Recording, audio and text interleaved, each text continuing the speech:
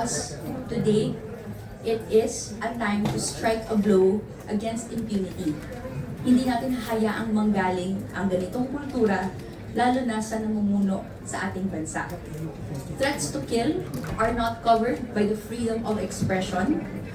This freedom is limited where the rights of others are threatened. Kaya hindi po valid exercise of freedom of expression ang threats sa right to life. We just like to clarify that. And the culture of impunity has no place in governance. We must not let it go unchecked by delaying the impeachment trial further. And VP Sara's threats to assassinate are unprecedented not only in our history, but in the status of governments in the world today. It must not be normalized. Kahit pa at lalong-lalo kung sa simpleng mamamayan itong nakadirekta, dapat may accountability si VP Sara.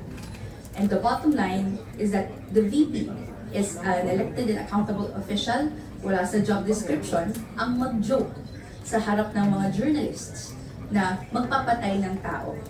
Hindi ito ang gusto nating ituro sa ating kabataan. So I now pass the mic for